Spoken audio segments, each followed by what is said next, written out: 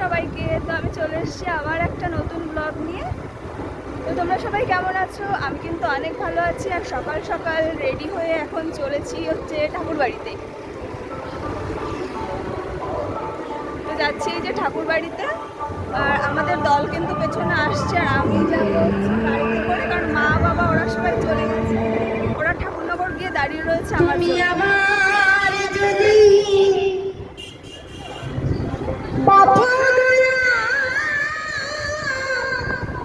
ভাই আমাকে এগিয়ে দিতে যাচ্ছে বাজার অব্দি। এই যে ভাইরা আমি দেখাচ্ছি, আমি তো এদিক দিয়ে ভাই টাকা একটু। এই যে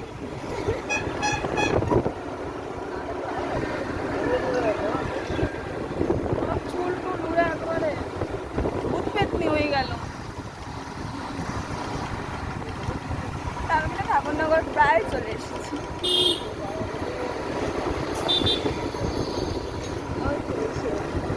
আইটিআরের সামনে, কোন আইটিআর? ঠাকুরনগর ফুটবল খেলার মাঠের সামনে।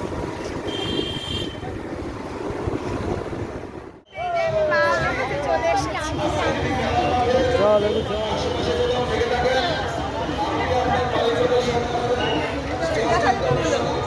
আমরা জুতো পরে ঠাকুর বাড়ি যাই না, সেই জন্য ডিকিটা এখন জুতো রাখতে যাচ্ছে। কোথায় আমার চোখ বোঝা যাচ্ছে, কখন আসবে তা?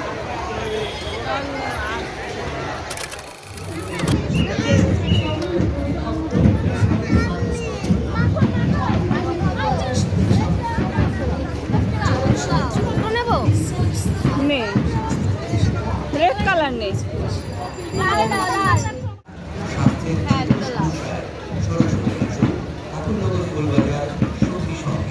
দে আমারটা দে।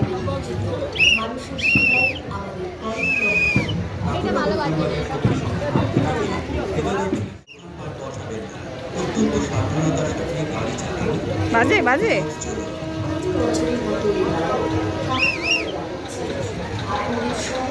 কি সুন্দর সানগ্লাস এনেছি, আমি আমারটা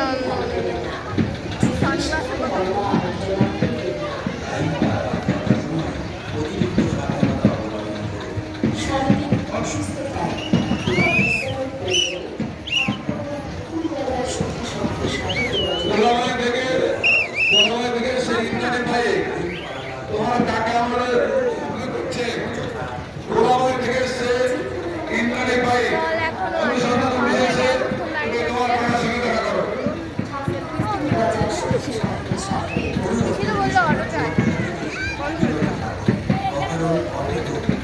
আমাদের দল আসুক, তারপর আবার দেখা হবে।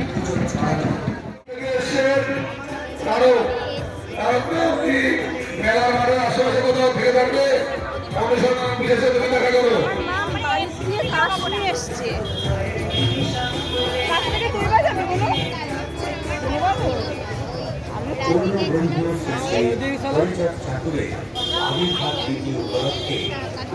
রাজস্থান থেকে যে দল দিয়ে এসছে সেই দলের এক ভদ্রমহিলা হারিয়ে গেছে, দলের কাউকে ফিরে পাচ্ছে না। মেলার মাঠের আশেপাশে কোথাও থেকে থাকলে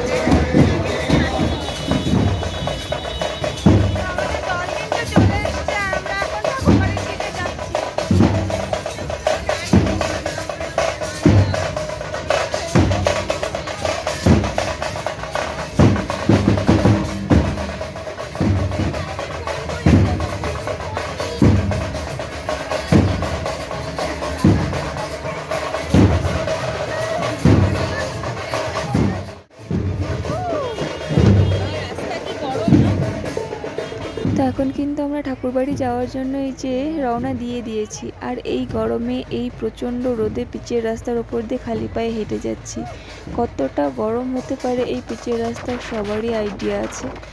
তো যাই হোক, যাওয়ার সময় কিন্তু প্রচণ্ড অসুবিধা হচ্ছিল, আর তার থেকেও বেশি অসুবিধা হয়েছিল আসার সময়। পায়ের তলায় কিন্তু পুরো ফোস্কা পড়ে যাওয়ার মতন অবস্থা হয়েছিল।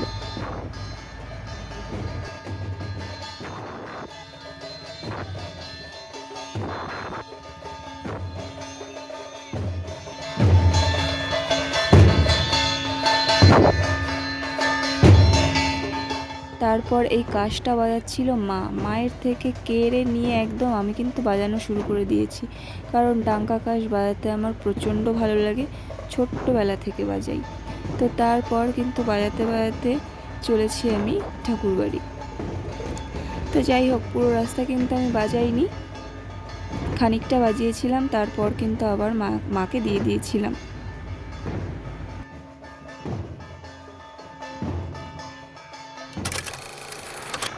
তো তারপর কিন্তু এদিকে নাচতে নাচতে চলে এসেছি নাট মন্দিরের সামনে। আর কখন যে নাট মন্দিরের ওখানে পৌঁছে গেছি বুঝতে পারিনি কিন্তু। তো এখানে এসে কিন্তু আমি মায়ের হাতে হ্যান্ডওভার করে দিয়েছি কাজটা, কারণ আমার 2 হাত ব্যথা হয়ে গেছিল। তো তারপর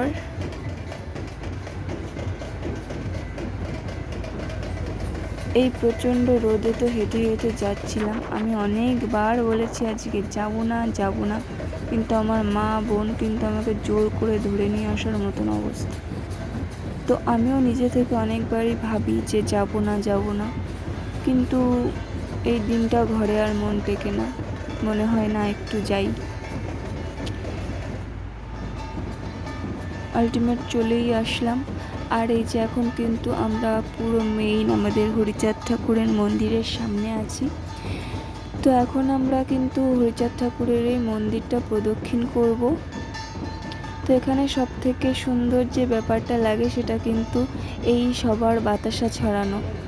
তো উপর থেকে বৃষ্টির মতন বাতাসা পড়ে, তো যে যেখান থেকে পারছে মানুষের পায়ের নিচে যেখান থেকে পারছে খুঁটে খুঁটে বাতাসাগুলো কিন্তু আঁচলে করে তুলে নিচ্ছে আর ভক্তি ভরে খাচ্ছে। এটা কিন্তু খুবই ভাল লাগে। তো এবার ওয়েদারটা প্রচণ্ড ভালো ছিল, মানে প্রচণ্ড ভালো, মানে সূর্য মামার এবারটা মুড অনেক ভালো ছিল, অনেক, যার জন্য আমাদের গরমে অনেক কষ্টও হয়েছে। আর অন্যান্যবার কিন্তু বৃষ্টি হয়, ভীষণ একটা বাজে অবস্থা হয়ে যায় ঠাকুরবাড়ির, চারিদিকে কাদা। তো এবার ওই সামান্য যেটুকু মানুষের গায়ের জল, মানে স্নান করে যারা উঠে আসছিল তাদের গায়ের একটু জল ছাড়া তেমন কোনো কাদাই ছিল না। আর এত প্রচণ্ড রোদ ছিল, সেই জলটুকু মানে যেন নিমেষের মধ্যেও মানে হয়ে যাচ্ছিল, শুকিয়ে যাচ্ছিল। তো তারপর কিন্তু ওদিক থেকে আমরা চলে এসেছিলাম স্নানের ঘাটে। তো আমি আগের ব্লগে বলেইছিলাম যে ত্রয়োদশী লাগলে এই পুকুরের জল আর জল থাকবে না। তো আমি আগেভাগেই কালকে এসে জল টল মাথায় ছিটিয়ে নিয়েছিলাম, যার জন্য আজ কিন্তু আমি জলের কাছে অবধি পৌঁছাতে পারিনি। ঘাটে গিয়ে ওখান থেকেই ফিরে চলে এসেছি।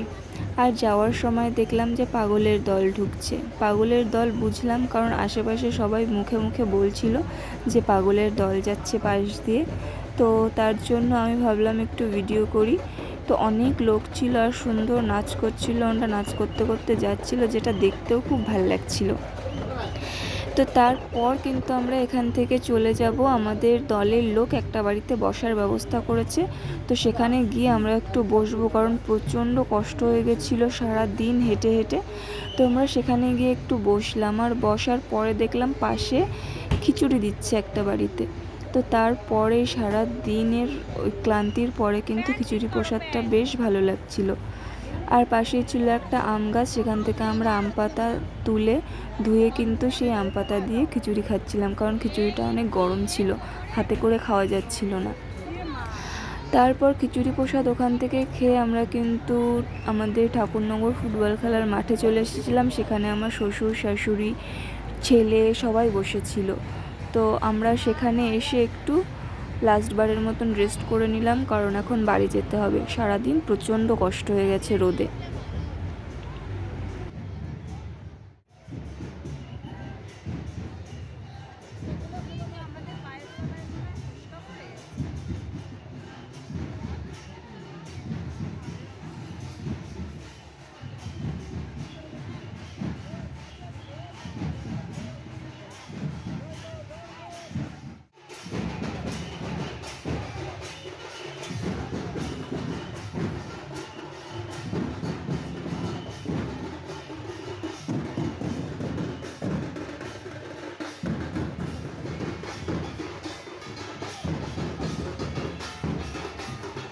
তো আজকের মতো টাটা। আর কিন্তু ভালো লাগছিল না, ভীষণ ক্লান্ত লাগছিল, মনে